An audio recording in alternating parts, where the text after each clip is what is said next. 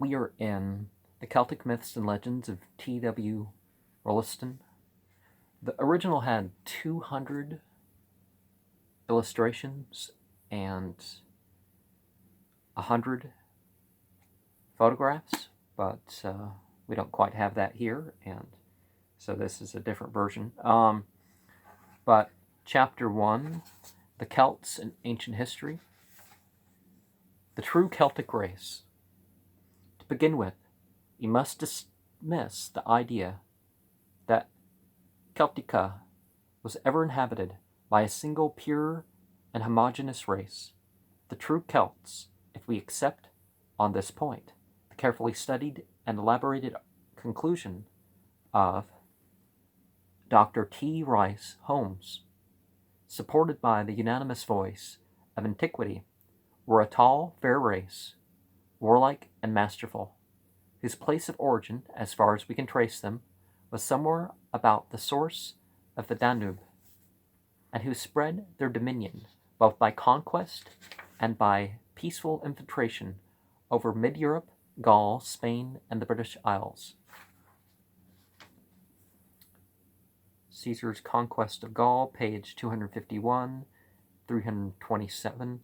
The ancients were not very close observers of physical characteristics. They described the Celts in almost exactly the same terms as those which they apply to the Germanic races.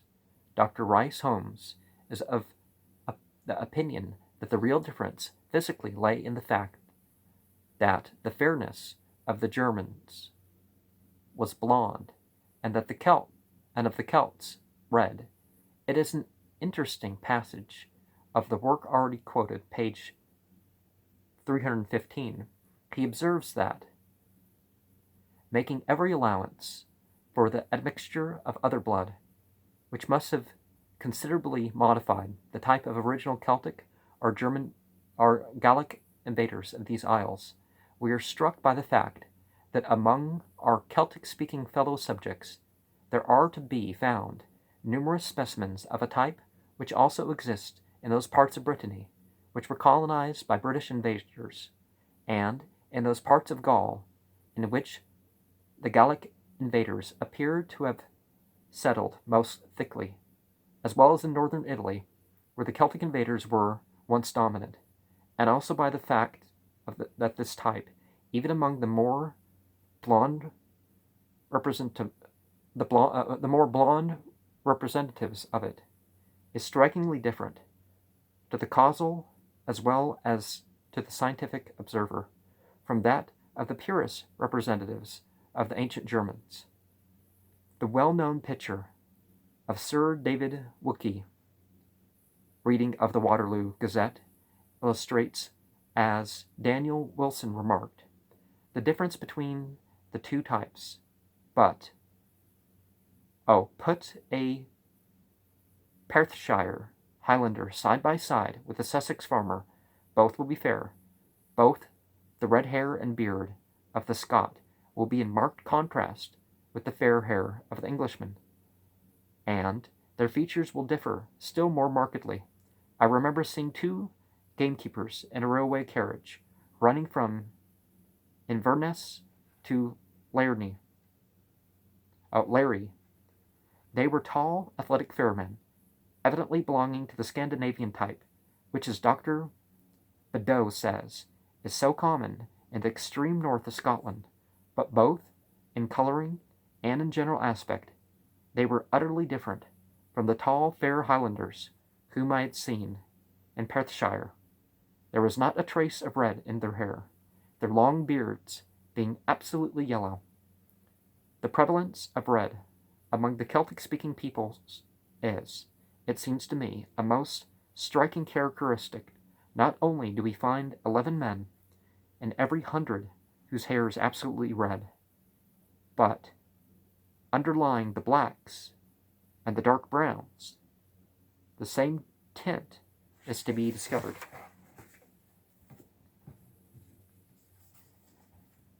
Red hair actually comes the North and the Germanic to Mongolian edge. Red hair exists. Also that's where blonde hair comes from. although other areas in the northwestern Europe, well, I talked about more than northwestern Europe, other areas in northwestern Europe have the hair that bleaches. I'm not talking about going white with age. I'm talking about, in the sun and that sort of thing. They did not exterminate the original prehistoric inhabitants of these regions. Paleolithic and Neolithic races, dolmen builders and workers in bronze.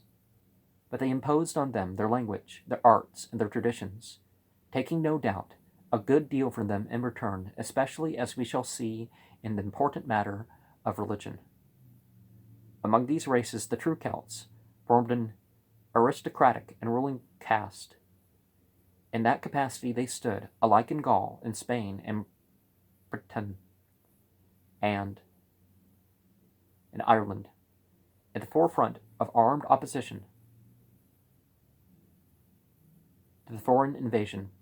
They bore the worst brunt of war, of confiscations, and of banishment. They never lacked valor, but they were not strong enough or united enough to prevail, and they perished in far greater proportion than the earlier populations, whom they had themselves subjugated. But they disappeared also by mingling their blood with these inhabitants, whom they impregnated with many of their own noble and virile qualities. Hence it comes that the characteristics of the peoples called Celtic in the present day, who carry on the Celtic traditions and language, are in some respects so different from those of the Celts of classical history, as the Celts who produced literatures and art of ancient Ireland and in others so strikingly similar, to take physical characteristics alone. The more Celtic districts of the British Isles are at present marked by the darkness of complexion, hair, etc. They are not very dark, but they are darker than the rest of the kingdom. But the true Celts were certainly fair. Even the Irish Celts of the 12th century are described by Giraldus Cambrensis as a fair race. The map of comparative negrescence is given in Ripley's Races of Europe. Oh, that. Okay. Page 318 in France, however, the Bretons are not a dark race comparatively to the rest of the population. They are composed partially of the ancient Gallic peoples and partly of settlers from Wales who are drawn out by the Saxon invasion. Now, was there something I said accidentally at some point of this something that could have sounded racist? Racial and racist are different, but there's some stuff that I don't that may come up here that I don't quite mean like that. I'm sharing the book.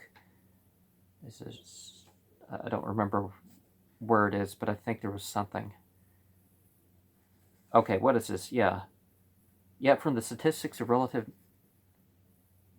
Oh, okay, never mind. That's just a racial statement. It's talking about color. It's not talking about, negrescence is some sort of. Okay.